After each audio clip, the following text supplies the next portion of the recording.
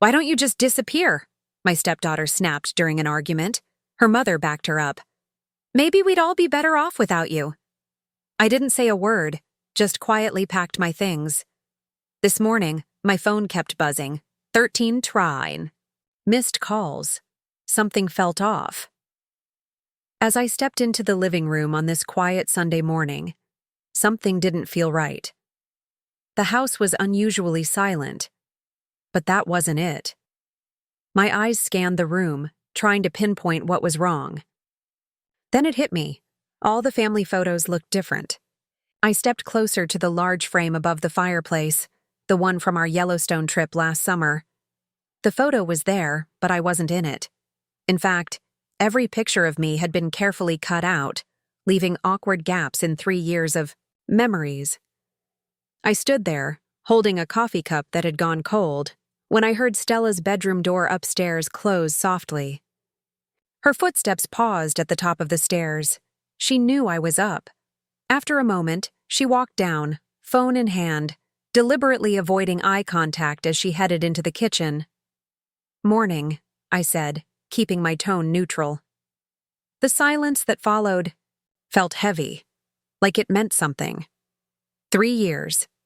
That's how long I'd been part of Stella's life. 3 years of slowly building trust, movie nights, helping with homework, trying to be there without overstepping. Now that she was 16, I expected some distance, normal teenage stuff, but this was different. It started last week when I offered to help her with her chemistry project. She'd been struggling, and I thought maybe I could help. But that didn't matter. Her response hit like a slap. "Stop pretending you care about my grades. You're not my real dad." I'd heard versions of that before, but something in her voice was different. Sharp, intentional. Delilah, my wife, was in the kitchen and definitely heard it, but she said nothing. That silence felt like a choice. Things built up over the week. Little things. Dishes left in the sink with pointed glances. Doors shut just a little too hard. Conversations that stopped the moment I entered. Delilah became distant too, brushing me off when I tried to talk. She's just being a teenager. Thomas, don't take it personally. But last night, everything blew up. Stella was texting at dinner, which went against our house rules. When I gently reminded her, she slammed her phone down. "God, why are you always watching everything I do? Why can't you just leave me alone?" I said. "Stella, I'm just trying." To what? Play dad? I already have one." She stood up, her chair scraping the floor. "Why don't you just disappear? No one asked you to try so hard. It's pathetic." I looked at Delilah, hoping for some kind of support, some mediation, but she just set her fork down and quietly said, "Maybe we'd all be better off if you did." Her words hung in the air like smoke. 3 years of memories rushed through me. Stella laughing at one of my corny jokes, crying on the phone when her first boyfriend broke up with her, the proud smile Delilah gave me when Stella asked me, not her mom, to help choose her prom dress. I stood up slowly, half my dinner still on the plate. "Okay," I said. "Okay what?" Stella shot back, but I saw a flicker of uncertainty in her eyes. "If that's how you both feel, okay." I walked upstairs and pulled out my old duffel bag. I could hear them whispering downstairs, but no one came up. I packed a few days' worth of clothes. My hands weren't shaking. I felt strangely calm. When I came downstairs, Stella was gone, probably back in her room. Delilah stood in the kitchen doorway, arms crossed. "So you're just leaving? That's your answer?" "You said you'd be better off," I replied, checking for my keys and wallet. "I'm respecting that." "That's not... I didn't mean..." She stopped. Pride, anger, or something else kept her from finishing. I picked up my bag. "I'll be at Ryan's. I'll figure something more permanent soon." I paused at the door. When Stella said those things, it hurt. But hearing you agree, that broke something, Del. I drove to Ryan's in silence. He took one look at me and got the guest, room ready without a word. That's just the kind of friend he is. I turned off my phone and took a sleeping pill from my travel kit. This morning, sunlight streamed through unfamiliar curtains. When I finally turned my phone back on, it exploded with notifications. 13. Missed calls: 8 from Delilah, 3 from Stella, 2 from Quinn, my sister. 27 text messages. 4 voicemails. I haven't listened to any of them yet. I'm sitting here in Ryan's guest room, staring out at the morning traffic and thinking about those empty spaces in our family photos. Maybe they were always there, and I just didn't want to see them.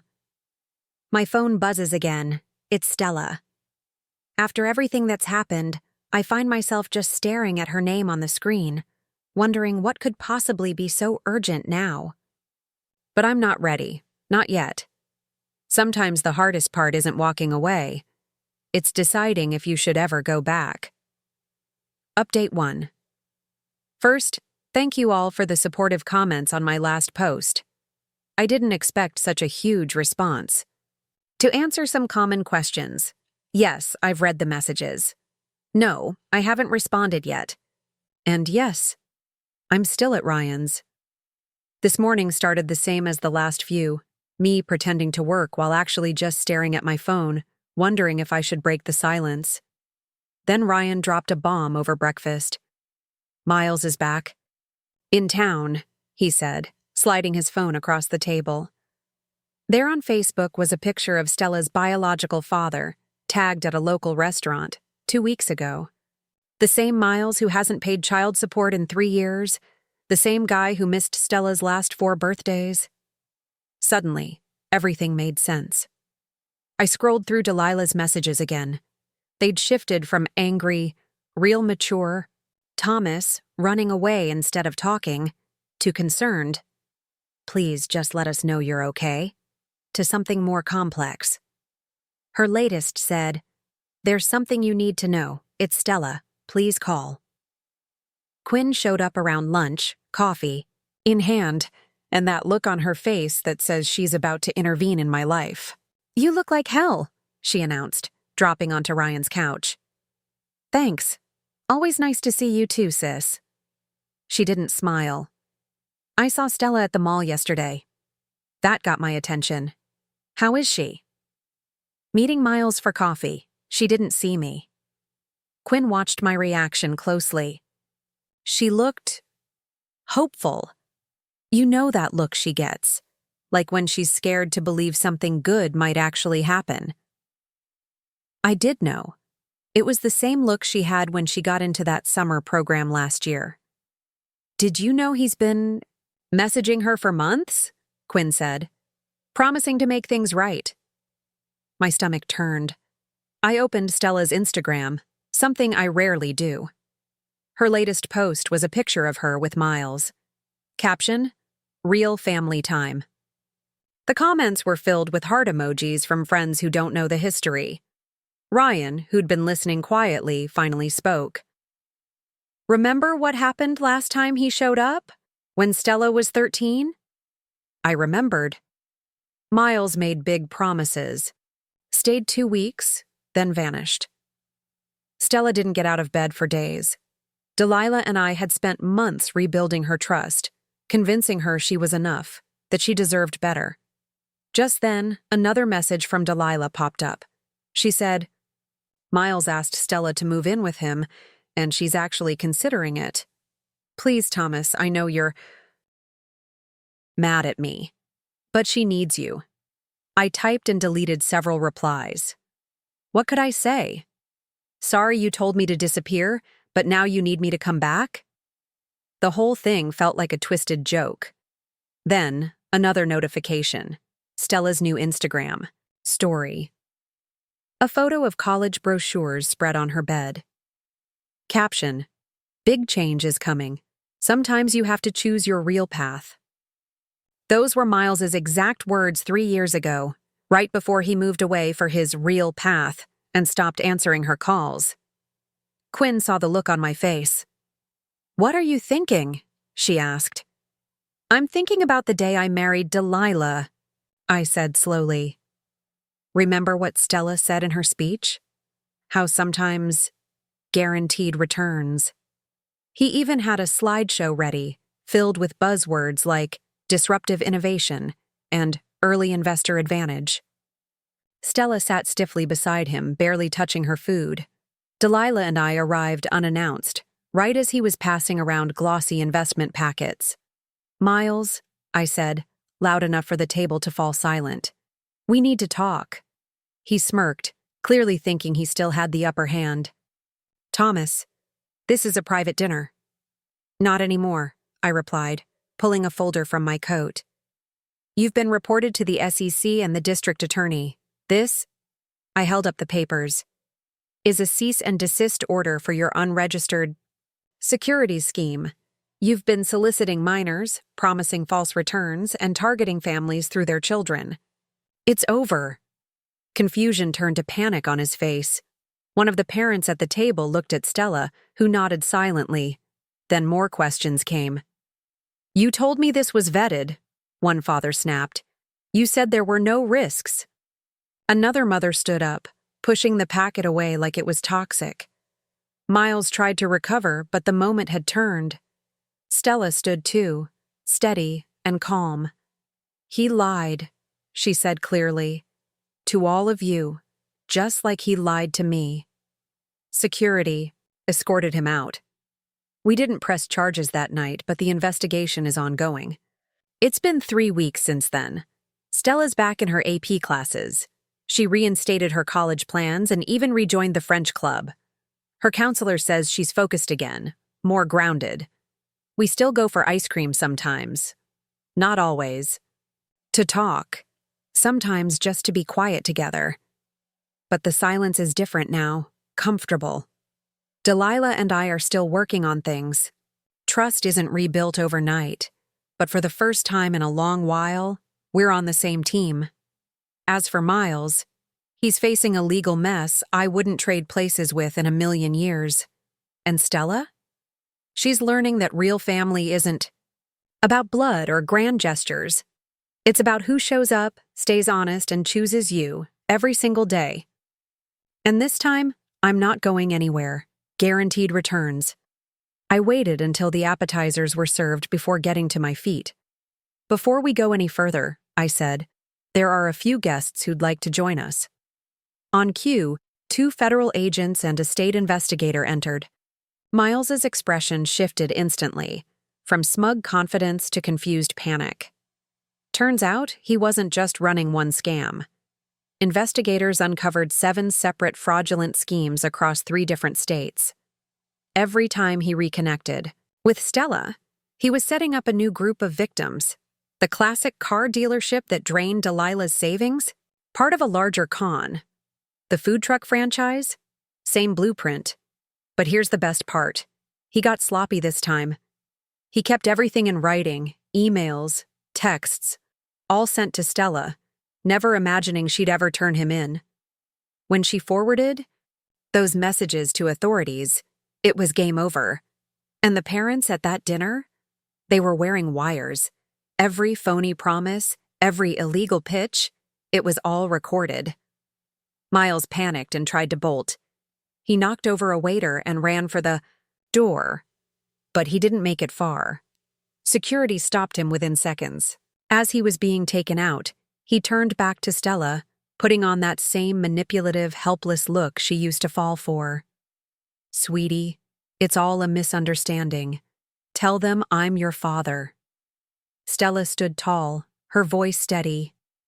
"My father's right here," she said, taking my hand. And all Miles could do was watch as justice finally caught up to him. The aftermath was overwhelming. News reports, statements from victims, more families coming forward. Investigators estimated over $2.3 million in stolen funds. Miles is facing 15 to 20 years. His startup? Just a fake website and stolen stock photos from a real tech company. But the real win wasn't watching him get arrested. It was the little moments after. Stella boxed up every photo of Miles and handed them to the prosecution. "Evidence," she said with a half smile. She re-enrolled in her AP classes. The school was understanding. And the parents he tried to scam? They started a support group for families who've been through similar frauds, something good out of something terrible. Last night, she asked me to help her with her college essays. "I've got a pretty wild story now," she said. "Not many people can write about helping take down their biological father's fraud empire." Delilah and I are in counseling. We've still got healing to do, but watching her slide old pictures of me back into the family albums, lining them up perfectly, that said more than any words could. This morning, Stella came downstairs early with an envelope in hand. "I found this in my room," she said, sliding it across the table. "Miles asked me to mail it last week. It's more fake investment paperwork. Thought you might want to add it to the evidence." I looked at the envelope, then at her. "Want to drop it off together?" I asked. She grinned, the real kind I hadn't seen in a while. "Can we get ice cream after?" Some people might say what happened to Miles was harsh. That family is family no matter what. But real family doesn't con you. Real family protects you, even if it means protecting you from someone with your DNA. Miles's sentencing is next month. Stella's planning to read her victim impact statement. She's been revising it for weeks. "It needs a strong ending," she said. "Something to show I'm not just his victim anymore." But I think she's already written that ending. In the way she walks with her head held high, the way she's helping other kids learn to recognize scams, in the college brochures back on her desk, in choosing her real path, not the one Miles tried to sell her. Sometimes moving forward means making sure the past can't hurt anyone else. And sometimes the best revenge isn't watching someone fall, it's rising above them. We're having dinner tonight, just the three of us. Stella's cooking her famous pasta sauce, the one we learned to make watching cooking shows together during lockdown. Normal, simple, beautifully boring family stuff. The kind of life Miles will have plenty of time to think about from his cell.